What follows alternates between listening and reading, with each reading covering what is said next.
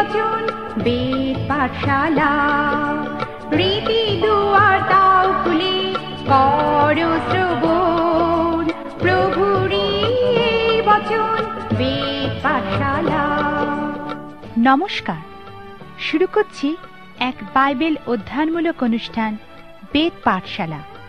এই অনুষ্ঠানের মাধ্যমে আপনি জানতে পারবেন ঈশ্বরের বাক্য পবিত্র বাইবেলের নিগূঢ় তত্ত্ব।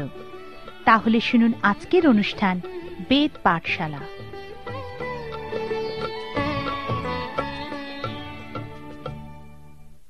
প্রিয় শ্রোতা বন্ধু, প্রভু যীশু খ্রিস্টের মধুর নামে আপনাকে বেদ পাঠশালা অনুষ্ঠানে স্বাগত জানাই। এই অনুষ্ঠানে এখন আমরা মথলিখিত সুসমাচারের 5, 6 এবং 7 অধ্যায় জুড়ে বর্ণিত যীশু খ্রিস্টের পর্বতে দত্ত উপদেশ অধ্যয়ন করছি। এখন আমরা এই শিক্ষার প্রায় শেষের দিকে উপস্থিত হয়েছি। এই পর্বতে দত্ত উপদেশে যীশু খ্রিস্ট আমাদেরকে এই পৃথিবীর সকল সমস্যা ও প্রশ্নের কিভাবে সমাধান ও উত্তর হওয়া যায় সেই বিষয়ে বলেছেন।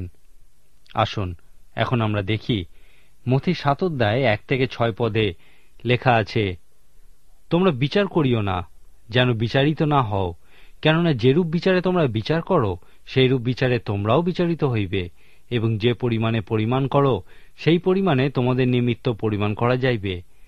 আর তোমার ভ্রাতার চক্ষে যে কুটা আছে তাহাই কেন দেখিতেছ, কিন্তু তোমার নিজের চক্ষে যে কড়িকাঠ আছে তাহা কেন ভাবিয়া দেখিতেছ না? অথবা তুমি কেমন করিয়া আপন ভ্রাতাকে বলিবে, এসো আমি তোমার চক্ষু হইতে কুটা গাছটা বাহির করিয়া দিই, আর দেখো তোমার নিজের চক্ষে কড়িকাঠ রহিয়াছে? হে কপটী, আগে আপনার চক্ষু হইতে কড়িকাঠ বাহির করিয়া ফেলো, আর তখন তোমার ভ্রাতার চক্ষু হইতে কুটা গাছটা বাহির করিবার নিমিত্ত স্পষ্ট দেখিতে পাইবে।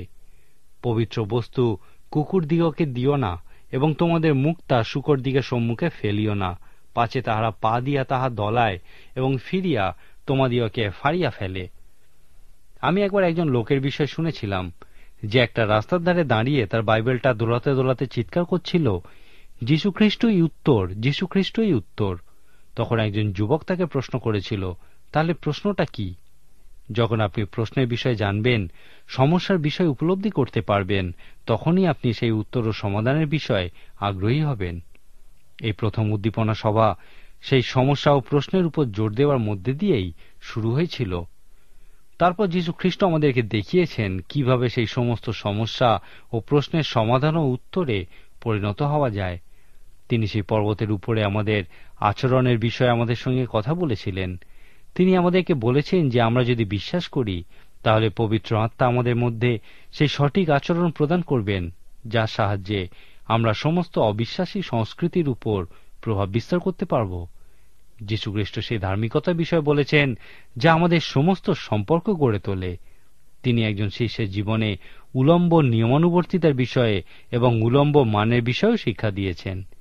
এই মানের বিষয়ে মথি 6 অধ্যায় 19 থেকে 34 পদে খুব সুন্দর করে ব্যাখ্যা করা হয়েছে। এই অংশের শেষে যীশু খ্রিস্ট ঈশ্বরীয় মান প্রকৃত কি সেই বিষয়ের উপর জোর দিয়ে বলেছেন, তোমরা প্রথমে ঈশ্বরের রাজ্য ও তাহার ধার্মিকতার বিষয়ে চেষ্টা করো, তাহা হইলে ওই সকল দ্রব্য তোমাদিগকে দেওয়া হইবে।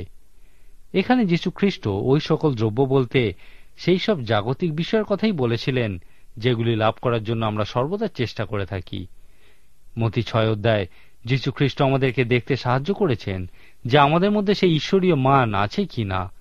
যীশু খ্রিস্টের মতানুযায়ী যদি আপনি আপনার প্রকৃত সম্পর্ক জানতে চান, তাহলে প্রথমেই আপনার আচরণের বিষয়ে চিন্তা করুন। সারাদিন ধরে আপনি কি চিন্তা করেন? দ্বিতীয়ত, আপনার সকল দুশ্চিন্তার বিষয়গুলি চিন্তা করুন। সারাদিন ধরে কোন বিষয়গুলি আপনাকে উদ্বেগে রাখে? তৃতীয়ত, আপনার কাজকর্মের বিষয়ে চিন্তা করুন। সারাদিনে আপনি কি কাজ করেন? চতুর্থত, আপনার উচ্চাকাঙ্ক্ষার বিষয়ে চিন্তা করুন। সারাদিন ধরে আপনি কোন বিষয়ের আকাঙ্ক্ষা করেন? এবং শেষে আপনার অনুগত থাকার বিষয়ে চিন্তা করুন। সারাদিন আপনি কোন কোন বিষয়ের অনুগত ছিলেন?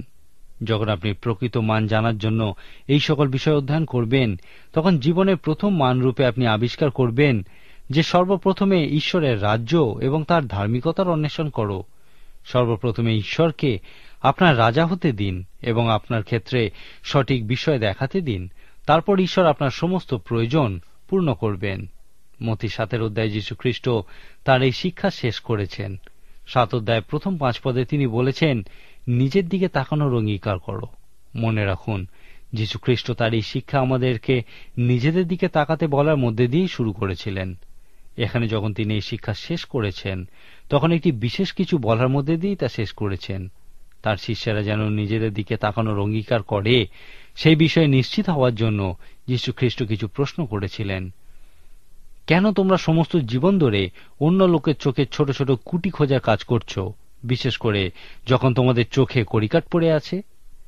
যীশুখ্রিস্ট বলেছিলেন, ইহা খুবই হাস্যকর হবে যদি তোমরা নিজেরা সম্পূর্ণ মন্দ জীবন যাপন করে অন্যের জীবন থেকে ভুল ধরতে চাও। লোকে তোমাদেরকে ভণ্ড, কপট বলবে। এই রকম মানুষ তখনও ছিল এবং এখনও আছে, যারা সর্বদা অন্যের দিকে দৃষ্টি রাখে, তাদের ভুলগুলির উপরই বেশি জোর দেয়। এই মতো লোকেরাই হল সমস্ত সমস্যার উৎস। একদিন একটা চিকিৎসকের কাছে একজন লোক দেখা করতে এসেছিল, যার মাথায় একটা ঝুড়িতে অনেক কিছু ভর্তি ছিল এবং সে খুব সাবধানে ওই ঝুড়িটা মাথায় করে দাঁড়িয়েছিল। তারপর যখন ডাক্তার তাকে ডেকে পাঠিয়ে জিজ্ঞাসা করেছিল যে তার কি হয়েছে, উত্তরে সেই লোকটি বলেছিল, আমার কিছুই হয়নি, কিন্তু আমি আমার ভাইয়ের জন্য কথা বলতে এসেছি। এমন অনেক মানুষই আছেন যারা এমনভাবে চিকিৎসকের কাছে যান যেন মনে হয় তাদের খুব বড় সমস্যা আছে, কিন্তু প্রকৃতপক্ষে তারা অন্যের জন্যই কথা বলতে যান। এই মতো মানুষদের যীশুখ্রিস্ট দুটি প্রশ্ন করেছিলেন। প্রথমত তিনি জিজ্ঞাসা করেছিলেন, তুমি কেন ভণ্ডের ন্যায় আচরণ করছ? তারপর তিনি দ্বিতীয় প্রশ্ন করেছিলেন, কিভাবে তুমি কার্যকারী হওয়ার আশা করো? কিভাবে তুমি নিজের চোখে বড় কড়িকাঠ রেখে অন্যের চোখ থেকে ছোট কুটি বার করতে পারো? আপনার চোখে কখনো কি কিছু পড়েছে? একটা বাচ্চা ছেলে খবরের কাগজ বিক্রি করত। একবার তার চোখে কিছু একটা পড়ে এবং তা তাকে খুবই যন্ত্রণা দিতে থাকে। ছেলেটি একটি চোখের ডাক্তারের কাছে যায় এবং ডাক্তার তার চোখ থেকে সেই জিনিসটা বার করে দেন এবং তার চোখ খুব ভালো করে পরিষ্কার করে দেন। এতে ছেলেটি খুবই আরাম বোধ করে, কিন্তু এই কারণে তার অনেক টাকা খরচ হয়ে যায়, যা সে চিন্তাও করতে পারেনি। এই এতগুলো টাকা ছেলেটি অনেক কষ্ট করে রোজগার করেছিল, কিন্তু এক্ষেত্রে সবথেকে বড় সত্য বিষয়টি হল ছেলেটি যে কোনো মূল্যে তার চোখ থেকে সেই যন্ত্রণাকারী বিষয়টি বার করে ফেলতে চেয়েছিল। যদি আপনারও এরকম কোনো অভিজ্ঞতা হয়ে থাকে, তাহলে আপনিও বুঝতে পারবেন যে খ্রিস্টের এই উপমাটি কতটা কষ্টকর। মনে করুন আপনার চোখে একটা বেশ বড় কোনো কিছু পড়েছে এবং তার ফলে আপনি প্রচন্ড কষ্ট পাচ্ছেন। এখন এই রকম অবস্থায় আপনি কিভাবে অন্য কোনো লোকের চোখ থেকে ছোট কিছু বার করতে পারেন? এরপর যীশুখ্রিস্ট যা বলেছিলেন তা কোনো মতেই কোনো মজার বিষয় নয়। তিনি প্রকৃতই গুরুতর একটি কথা বলেছিলেন। হে কপটী, আগে আপনার চক্ষু হইতে কড়িকাঠ বাহির করিয়া ফেলো, আর তখন তোমার ভ্রাতার চক্ষু হইতে কুটা কাজটা বাহির করিবার নিমিত্ত স্পষ্ট দেখিতে পাইবে। মতি 5 অধ্যায়ে যীশুখ্রিস্ট ভাইয়ের সঙ্গে সঠিক সম্পর্ক রক্ষার গুরুত্বের উপর জোর দিয়ে বলেছিলেন, তুমি যখন যজ্ঞবেদীর নিকটে আপন নৈবেদ্য উৎসর্গ করিতেছ, তখন সেই স্থানে যদি মনে পড়ে যে তোমার বিরুদ্ধে তোমার ভ্রাতার কোনো কথা আছে, তবে প্রথমে তোমার ভ্রাতার সহিত সম্মিলিত হও, পরে আসিয়া তোমার নৈবেদ্য উৎসর্গ করিও।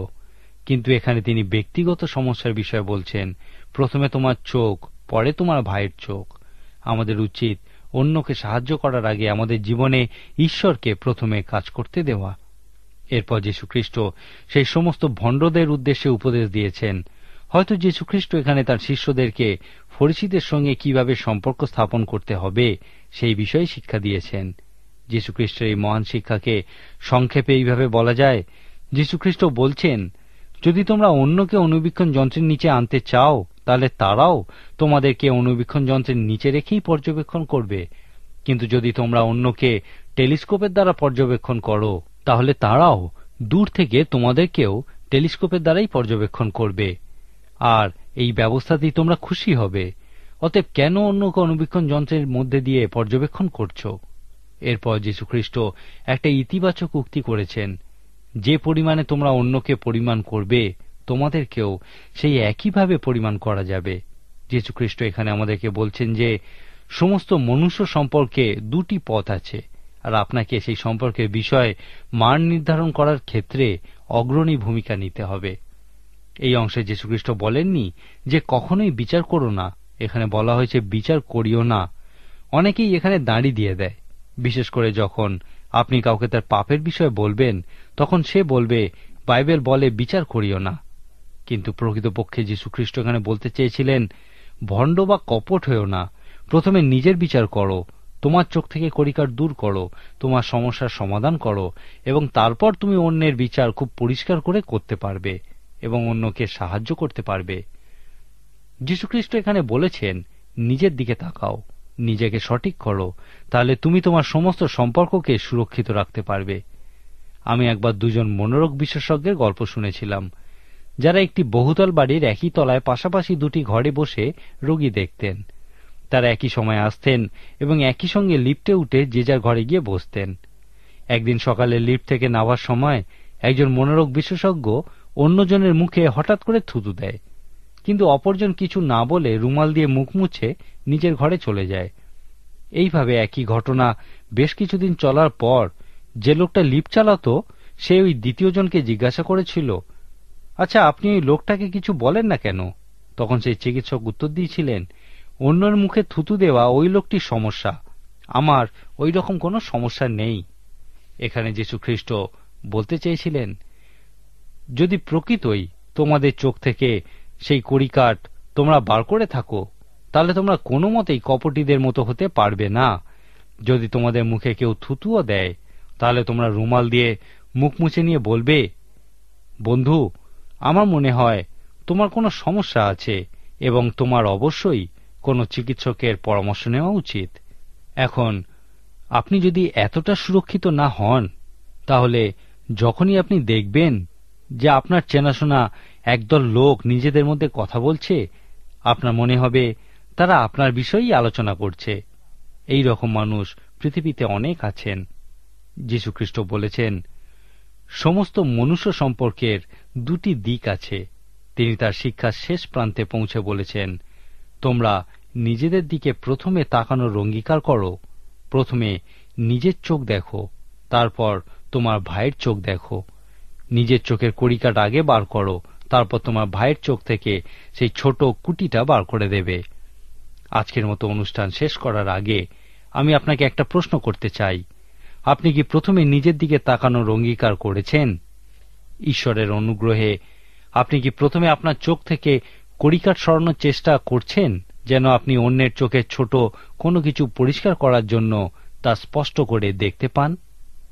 পরের অনুষ্ঠানে মিলিত হওয়ার আগে পর্যন্ত আপনি এই বিষয়ে একটু গভীরভাবে চিন্তা করুন। পরের অনুষ্ঠানে আমরা দেখব যে যীশু খ্রিস্ট আমাদেরকে উপরের দিকে বা দৃষ্টি উত্তোলন করার এবং চারিপাশে তাকানোর অঙ্গীকার করতে বলছেন।